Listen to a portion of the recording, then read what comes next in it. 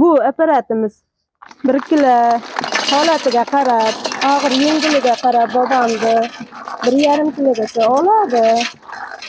Keyin buni Orzugul opa 3 nafar farzandning onasi. Uy rozg'or yumushlaridan tashqari bo'sh vaqtida turmush o'rtog'iga moliyaviy ko'maklashmoqda. ijtimoiy reyestrda turardik. Ijtimoiy xodimlar yordamida, ko'magida shu apparatlarni oldim. Hozirda o'z haligimga yarasha choy-chaqam bo'lib turibdi. Bolalarimga bog'chasi bor, maktabi bor. Shundan tirikchilik qilib o'tkazib turibmiz. Xo'jayin haligisiga yordam. Modelisiga qarab ko'proq bo'lsa, qo'shnilar ham 5 kilo, 10 kilo qilib olib ketishadi. Haftada 50 kilogacha, 60-80 kilogacha yuk tayyorlaymiz. O'sha qo'shnilar yordamida.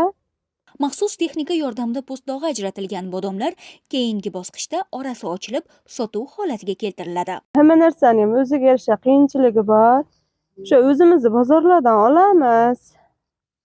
Endi ko'proq xohlay 10 kilo, 20 kilo xil kelganicha olib kelib solib, shunda aylantirib, qo'l mehnatimizga yordam. Yarmini jumavonda shu apparat olib beradi. Bir haftada 10 kilo qilishdi o'rniga 20 kilo qilib bozorga olib borib. Bu jarayonlar bilan Toshloq mahallasidagi ko'plab xonadon sohibalari shug'ullanmoqdalar.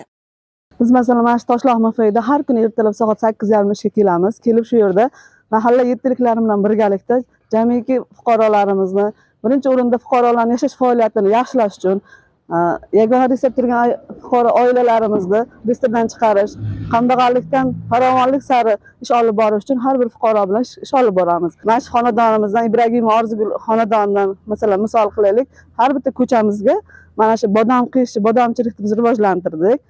Masalan shu yerda bitta fuqaroning xonadoniga joylangan bodomchilikdan shu yerdagi 10 ta 15 ta xonadon ayollari, uyda o'tirgan ehtiyojmand oilaning ayollari daromad qilishadi. Uyda o'tirgan holatda farzandlariga, oilasiga yordam berishadi. Toshloq mahalla fuqarolar yig'inida 3182 nafar aholi bo'lib, shundan ijtimoiy himoya reyestrida turuvchilar soni 160 tani tashkil etadi.